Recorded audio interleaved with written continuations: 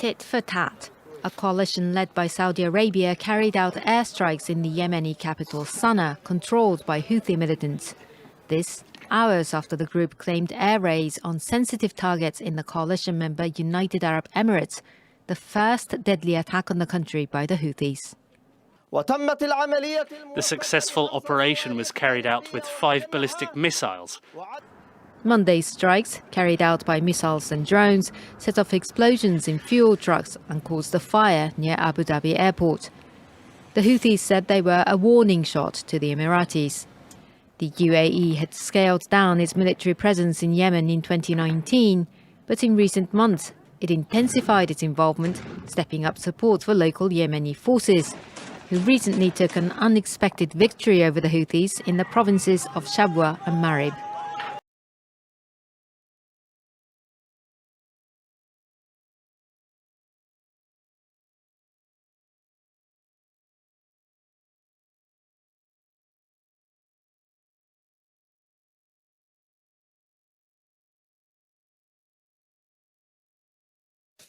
These are some of the first satellite images showing the extent of the damage after a volcanic eruption triggered a tsunami and waves surged through Tonga's 170 islands.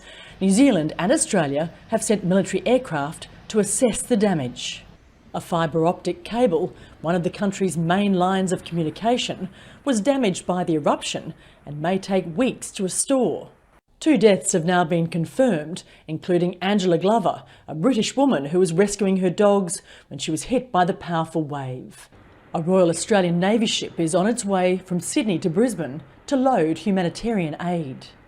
High tides triggered by the volcanic explosion near Tonga have been felt as far away as Peru, where a ship supplying the country's main oil processing plant was rocked by waves generated by the eruption.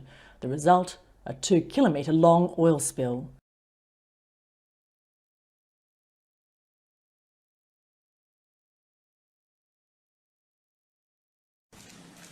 Unapologetic, Anders Breivik arrived in a makeshift court inside Cheyenne prison, demonstrating a continued belief in the far-right ideology that inspired his crimes. The 42-year-old is asking for release on probation as the minimum period of his sentence is up. Today I renounce all forms of violence and terror, along with the objectives in the manifesto, and I give you my word of honour that this is behind me forever. But this doesn't mean that I won't keep fighting for a national socialist takeover of Norway and the West. Breivik murdered 77 people on July 22, 2011. 8 died when he detonated a car bomb in Oslo.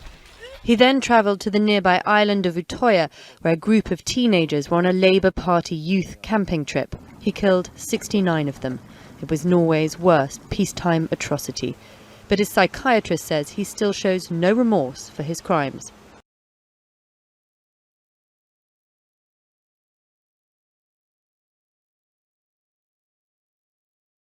Flash floods in Madagascar have killed at least 10 people.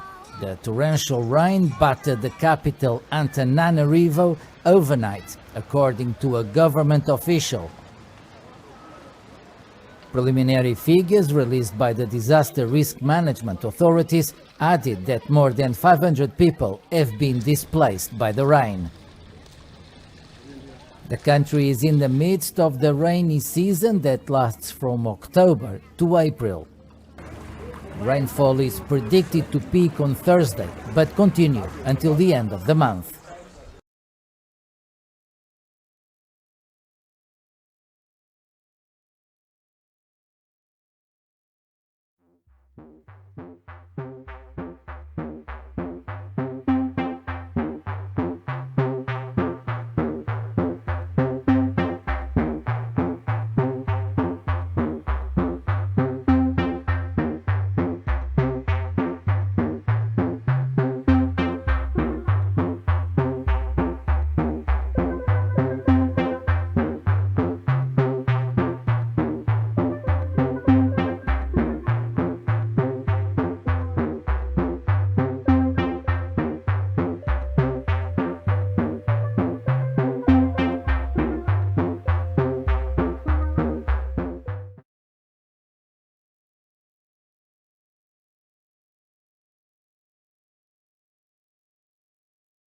US chiefs from the nation's largest airlines have warned that the introduction of a new 5G service could leave many of its aircraft grounded on Wednesday, damaging US commerce and potentially leaving tens of thousands of Americans stranded overseas. The warning comes as the airlines fear the potential interference from the wireless service on a key instrument on the plane, which is worse than they originally thought. The CEOs of the US airlines say that unless major hubs are cleared to fly, the vast majority of the travelling and shipping public will be essentially grounded. This could mean that potentially more than 1,100 flights and over 100,000 passengers would be subjected to cancellations, diversions or delays.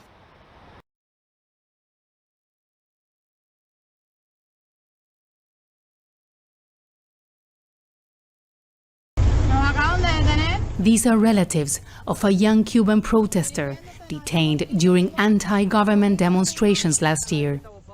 A few days ago, police arrested them as they were driving to a trial of their family member in the city of Santa Clara. Before being taken into custody, they managed to record this message. We are going to be detained. They are not letting us get on the motorcycle we were using. Please help us. Share this to spread the word of what is happening here. In July, hundreds of people were detained by Cuban authorities when people took to the streets to demand better economic conditions and more freedoms. Angry protests against the government have not been seen in Cuba in decades. Last month, trials began for those accused of serious crimes.